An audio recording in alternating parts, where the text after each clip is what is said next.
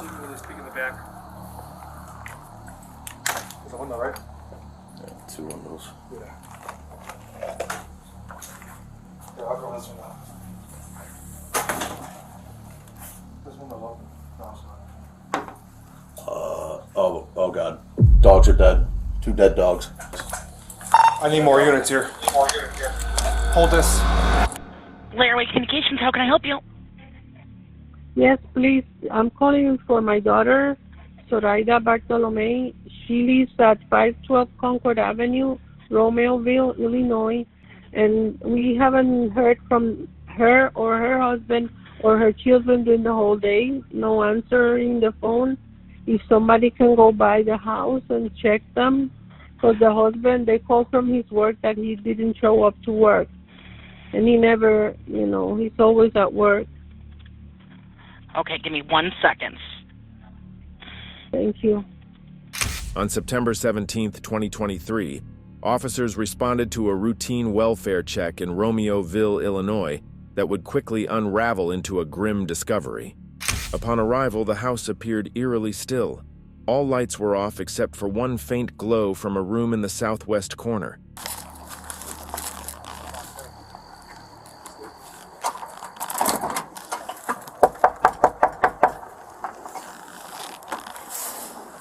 Thanks for coming.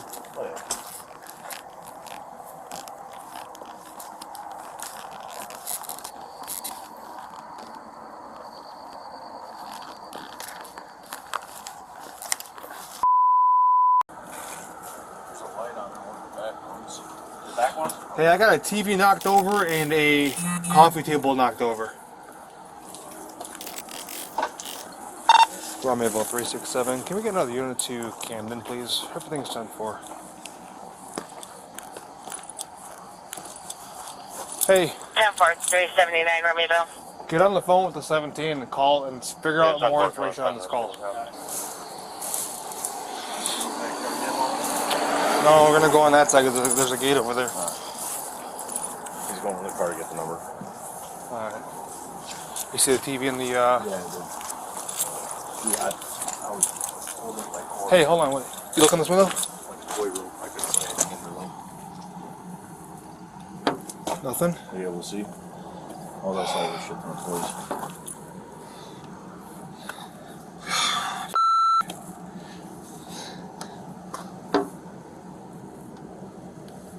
Here, wait.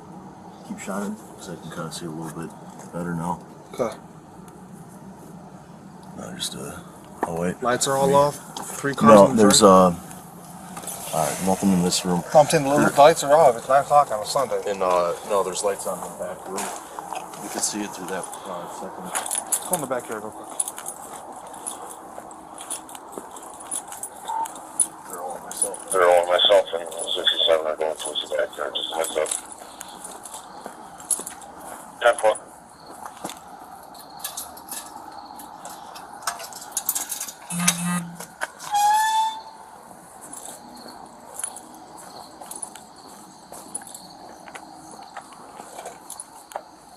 Keep an eye on that garage, yeah?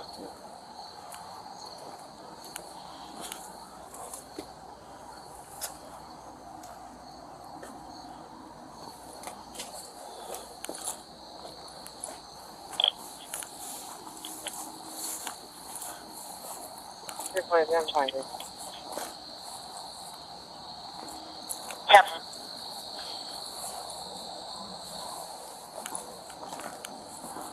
Want to try that door real quick, Ron?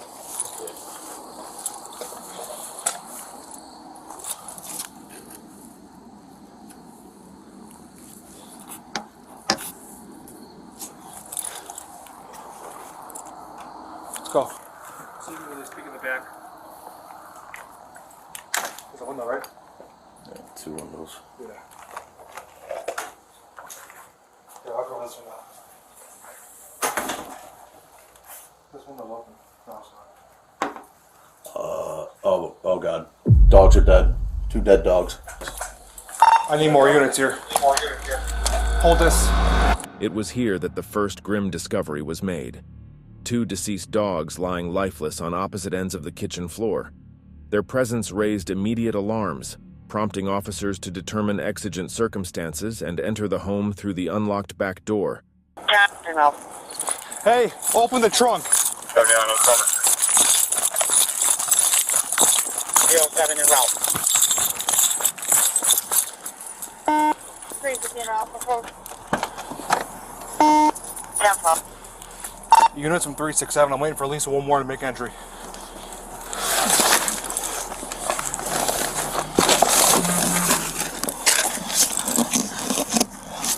You gotta do it to the front or the back, huh?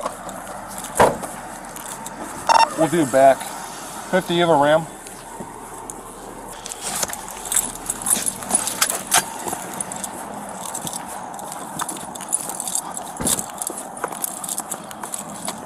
Romeoville 399 up. Coming up? Hold on. Hold it there. Yep. I'm gonna wait for... You know what? I'm looking for 2 more units because I want 2 units up front while 3 make entry in the back.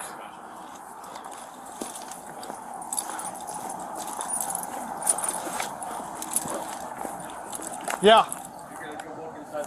Yeah, I didn't see anything to peek. Tell you what, Drake, go cover him. Cover the back door, Drake, from that corner. 10-4.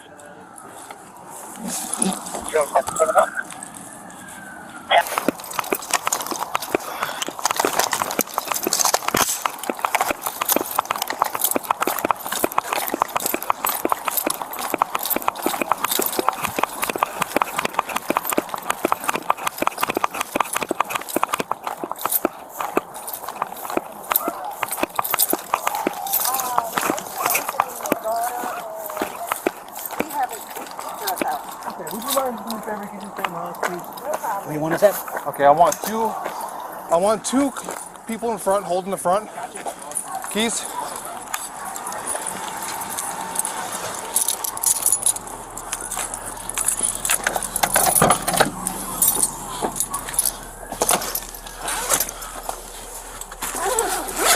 This is Romeoville 350. Can you have fire stage? 10-4.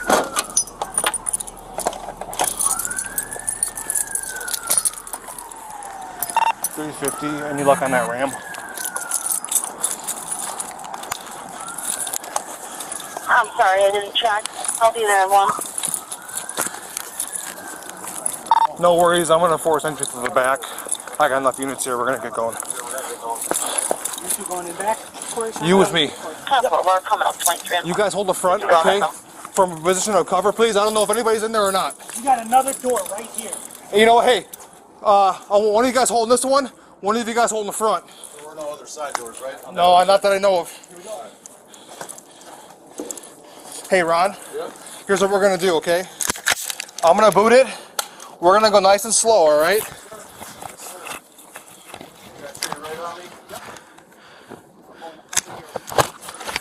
Drake, you stay behind me. Right when we get here, there's going to be one dead dog. You gotta get over. Hey, no, you're behind me, To okay? the left, there's a second dead dog. You stay in the back of the stack. You watch our 6 as we move through the house, okay?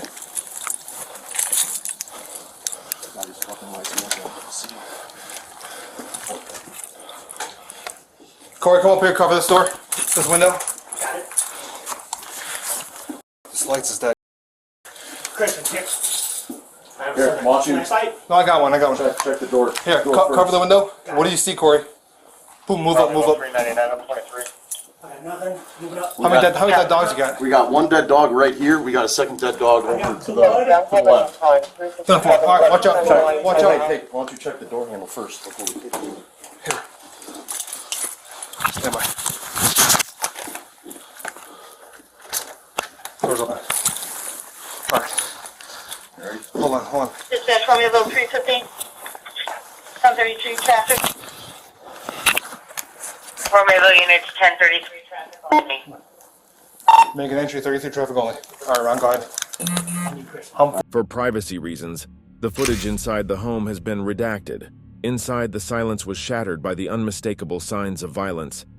Officers moved cautiously through the house, clearing each room. In the living room, where it met the hallway, they discovered the body of an adult male lying face up in a pool of blood, later identified as Alberto Rolon, Zoraida's husband. He had suffered fatal injuries to the head, the result of apparent gunfire. Further into the home in the southeast bedroom, officers encountered a chilling scene. The door had been forcibly kicked in, with a large footprint and splintered wood around the lock confirming it. Behind the door lay the body of an adult female, later identified as Zoraida Bartolome, her life violently taken. Nearby, their 2 young boys, Diego and Adriel Roland, were also found deceased, their bodies bearing the unmistakable signs of the same brutality. As the officers exited the house, the weight of the tragedy was clear. The home, once a sanctuary for a family, had become a scene of unimaginable horror. Based on the evidence on Zoraida and Alberto's phones found at the crime scene, police visit Ermelina Paloma and Nathaniel Huey's residence. At this point, police only know that Zoraida had been having an affair with Nathaniel Huey, Ermelinda's boyfriend.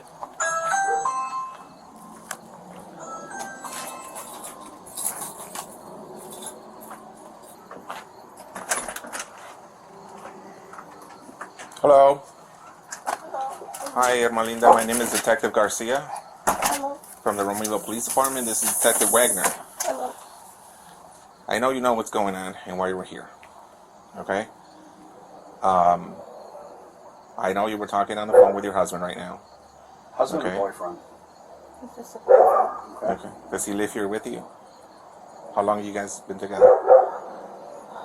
2015. Okay.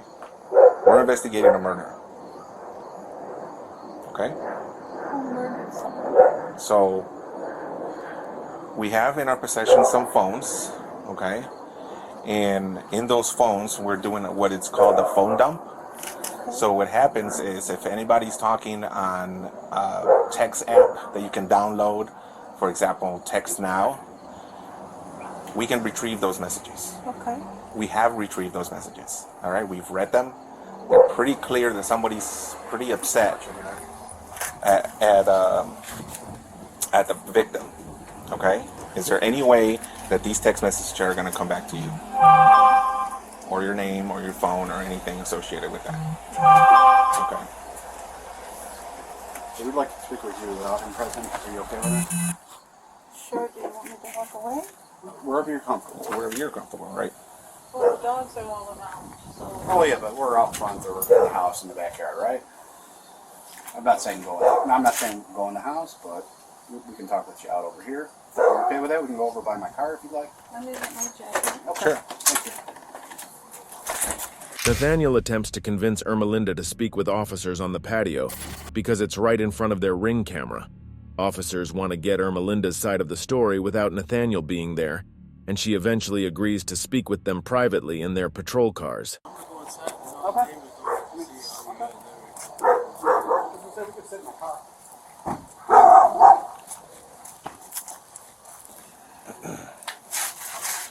Are you comfortable talking here? I don't know. Why don't we go in the car? We can go in the car. We'll treat You're an you- adult. None of the neighbors are gonna. We'll be in the car. The windows are tinted. You're safe with that?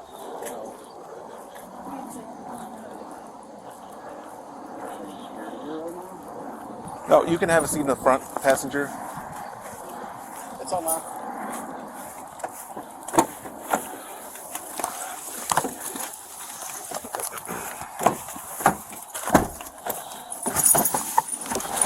I want him to come out. Ermelinda, do you mind if we drive down the street? If he comes out, he's probably going to tell you to go back inside. Are you going to do that, or what do you want to do?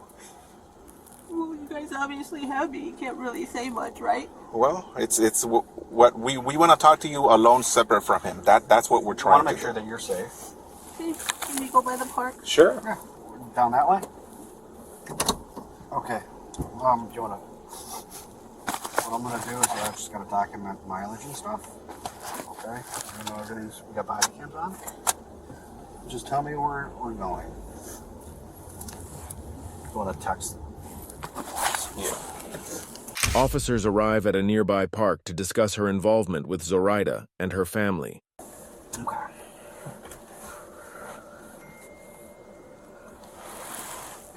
Ermelinda, Yeah. how long have you known Huey? Since probably 2015. Okay. Why are you scared of him? Oh, I'm not scared. Well, Okay. Why are you scared right now? because when I called him, because I was scared, I didn't know where he was. Okay. He said, someone's following me. Okay. So I called and I called. And then I heard him say, why are you following me? Do you want to search the car? And then someone said to him, there are messages from you, and it's because her husband found out you were having an affair. And I didn't know that. You didn't know what? That he was having an affair. Okay. When did you find that out? Right now? Just right now. Okay. When's the last time that he had an affair? Because I know this is not the first time. No, it's not. Okay. When's the last time you knew he had an affair? When we first started dating. 2015? 2015 to maybe 17. You know what? His son was born and he said, I'm not having any more affairs. I'm not cheating on you. Okay. Stupidly. Okay. Do I know if he stopped? No, I don't know. Okay, so the last time you Well, hold knew? on. Okay. So then I had a party at my house. Mm-hmm. And I fell asleep. And apparently he said someone kissed him. And that was the... So I don't know. Maybe it was 2019. Okay. And he said, no, she kissed me. And that was it. Come on. We're all drunk. You know him better than we do, so... Anyways. Ermelinda was putting on a show for the officers. In fact, she was the mastermind behind the whole thing. For years, Nathaniel was cheating on her, and she only grew more jealous. After successfully retrieving messages from texting apps off of their iCloud accounts, investigators found out that Ermelinda was posing as a fake hacker and catfishing Nathaniel into believing that Zoraida was a mole in their cartel. She gathered images from the internet to impersonate others, put a spy location app on his phone, and even used online translators to pose as someone fluent in Bulgarian.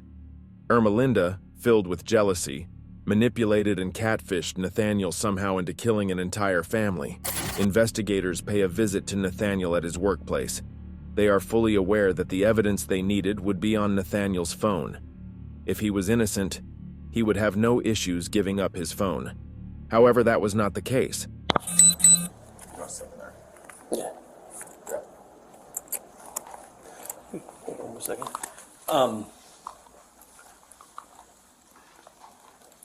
So we were talking with the bosses, and they said, well, we already went through phones. They already got one half of the conversation. And you said you talked to her on your phone, right? Okay. So what we'd like, or what we're asking for, is consent to get the text messages off your phone between you and her, to Snapchat or whatever it is between you, so we have both sides of it. We're trying to eliminate you as a suspect, but... It's on the computer, right? You can get it on the computer. No, we have to take the phone, we plug it in, we take it out, and then we give your phone back. Oh, I didn't have anything in there. That's even better. I'll tell you. No, I believe you, but... Well, yeah, I mean, just let me see it. But I mean, I believe you, it's just the problem is that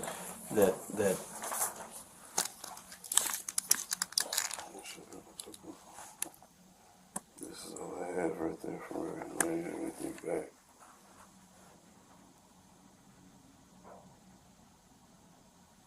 Oh, this from this morning? Yeah. Everything else, though, you have to grab it from the computer. Well, I mean, it'll be on there. It'll be on your phone. You can't. Delete it. Still in the thing. In the catch. When you delete stuff, it's never actually. So let's just say you have like a 64 gig phone. You use about 58 of it. The rest is the catch. It stays in the catch.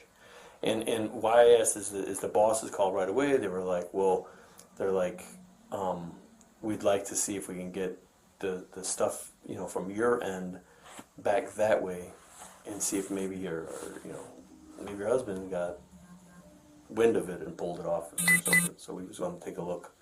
I mean, on our side of it, we can get a search warrant, you know, to go through the phone, and just take a little longer. But on the fastest way would be consent, pull it off, and give your phone back. Than it would be to, and again, I explained to you earlier, I'm trying to eliminate you. Yeah. I mean, we have a deceased girl and her last fling or boyfriend or whatever is you. And I'm sure that you know, if you're an outsider looking in, who's your suspect? I mean, and so I'd like to eliminate that. I'd like to say, well, no, we looked through stuff. He didn't have nothing to do with it. We're done with it. I guess I'd rather you guys just go on the computer. I agree with you, but again, there's it would take us, you know, a couple hours to pull information off the phone that could eliminate you as a suspect, like right from the start. It's up to you. It feels like you're pretty suspect enough, man. Well, I mean, I'm not joking with you. We anytime somebody dies, you look at the husband, the boyfriend. If it's a girl, if it's a guy, you look at his wife and any kind of lovers he had, and we look. That's what we look at. We start there, and then this person was at work, so we eliminate that. Or this person was, you know, we went through the phone. There's nothing between those two. No threats. No. I mean, you're telling us there's no threats, but I can't go to, you know, to our bosses. I can't go to a state attorney and say, no, I verified it. There's no threats. I have to. If I can verify and say, no, I went through his phone. There's no threats. They seemed to be good together. There was no threats. There was no animosity between the two of them. There was no fighting. There was none of that stuff. Eliminate it. Just go on the computer, Chief, because I don't want to give up my phone. You know what I'm saying? I understand. I'm just really- telling you, it's I completely understand what you're saying, and I'm not even trying to give you guys a hard time, but like taking my phone and all that, like, and you already told me like you can get it from. we can get her side of it. I can't get your side. That's the problem. So I can get her side of it. If you know where she's got her phone, I can get that side of it. How about this? How about I come see you guys later today after work or something like that? Because I got other in there that I don't necessarily want you to be like looking at. You know what I'm saying? I understand. Just, But again, And I promise you, I don't care what you look at. no, it's not like freak like that or anything like that. Just well, I'm saying like- even if we, yeah, I mean, if you, again, well, I'm asking for consent. The consent means that we plug it right in, we dump it because you've told us it's okay. Without that, then we have to get a search warrant. If we get a search warrant, then we have to type that up, and it's gonna take longer. I can bring it down to you guys and you can dump it all you want to. We're cool with that. We'll be there. The address is on the card. Well, let me step I'll out. come there right after work. Yeah. And fucking, Yeah, that's we'll have to do that. Yeah, but I mean, you do understand how that kind of defeats the purpose, though. Like we're looking for you know, like Snapchat stuff, and then you delete Snapchat stuff. It's gonna kind of look like you're guilty. You know what I'm saying?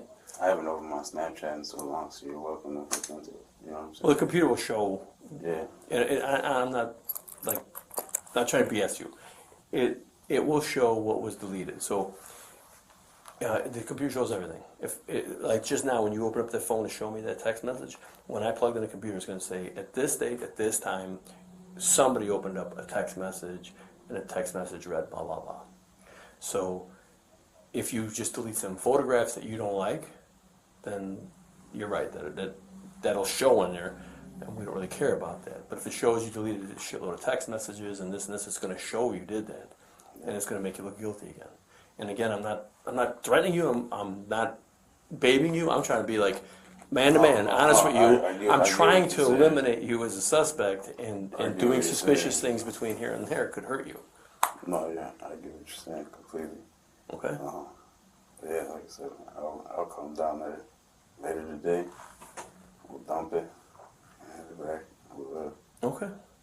All right, you got my card with the address on it. Yeah. Promise you. Okay. It's just like, yeah. All right. Right. make sure. Sorry, yeah. No, you're good.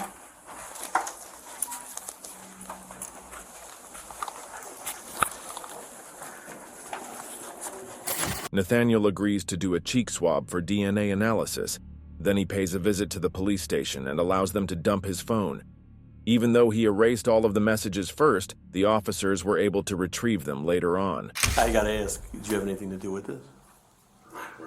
Okay. You know I have to ask, and you know that your number is going to be in her phone, and we're going to find your text messages, and we're going to find that stuff, and I want to get a surprise later on that you guys are fighting, or that there was something going on between you two, or the three of you that I don't know about, you know? Nothing like that. Nobody was threatening anybody. We weren't fighting. Like, really, she was like fucking angel, you know what I'm saying? Like a sweet girl, so like. Okay, like I said, we you know, we're this is so new to us, because investigation-wise. We have tons of videos to go through, and license plates, readers, and like text messages, Snapchat messages, and all that stuff. So it's so in the beginning of this investigation that we're just kind of reaching out to talk to all her family, friends, and everybody like that. And that's why we're here talking to you. And I just hope, I mean, in your head, if you could think of something like, oh, you guys should know about this, it's the time to tell us now before we find it later on, you know, in the computer, or we find it in a phone message or something, those guys. Yeah, I mean, obviously we're going to stay in touch with you.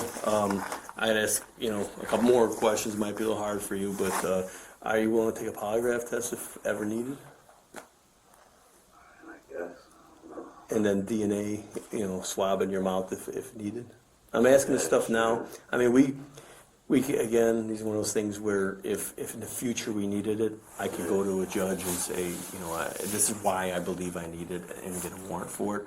But I always ask people. I ask people straight up, right? Because, you know, most people ain't gonna know how to, like, yeah. No, yeah, I mean, I never, this is just some shit that I never thought of. I'd be, I doubt you'd be in the middle of that, exactly.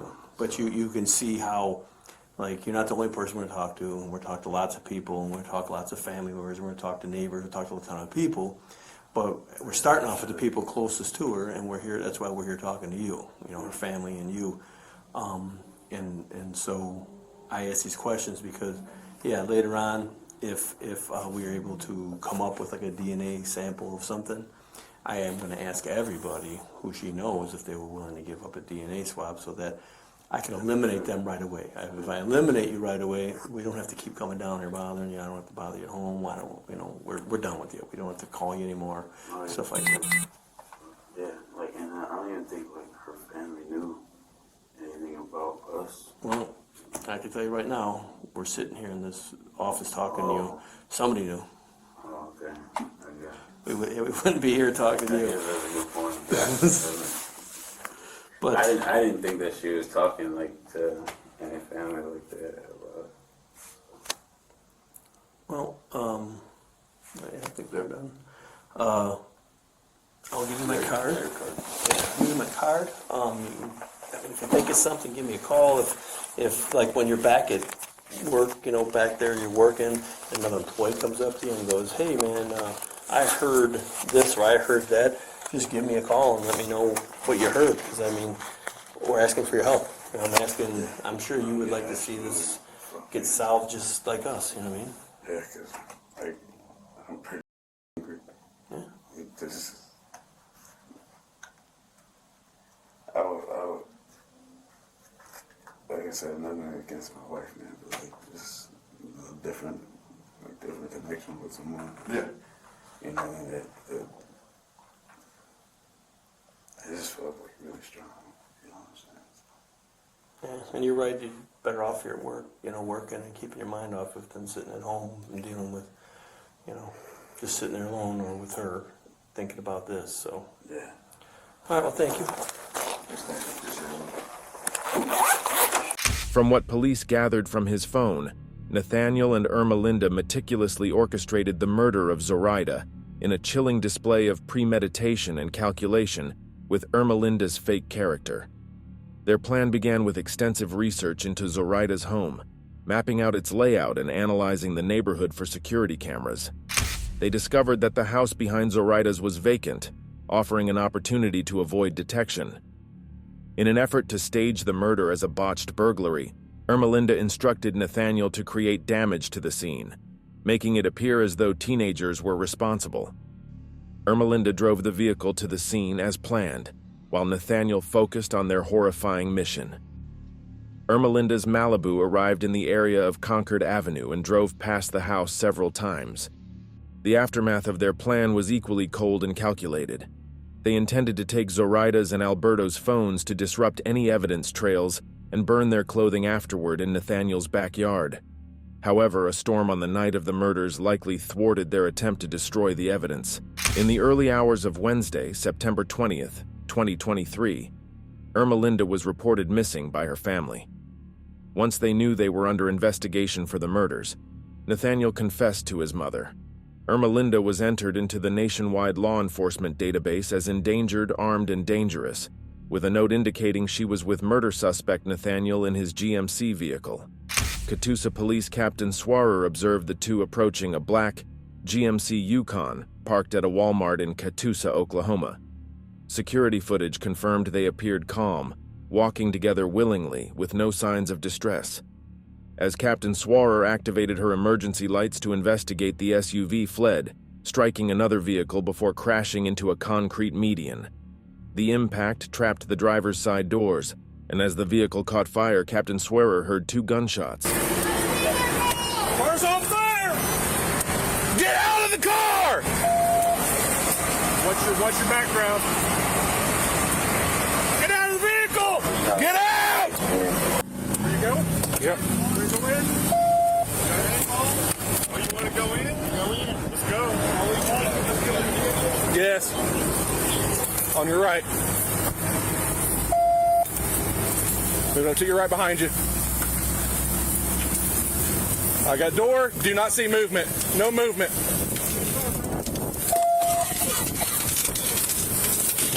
Get out! Get out! Get out! Get out! Get out now! Come out now! Or maybe I caught you. I don't see anything. Got your cover. Cover. Got it.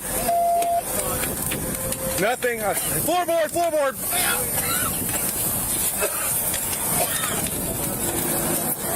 Get her. Got cover. Grab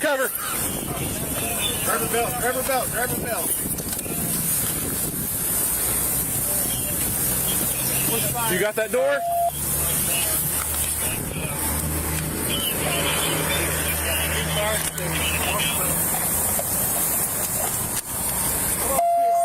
Can't see. Where's fire? Get fire extinguisher at least. Fire, go ahead and come up here. We need extinguisher. Behind you. I got driver door.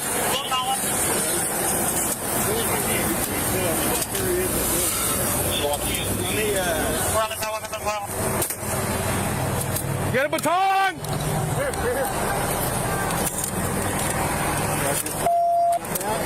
Moving to your left. Go ahead.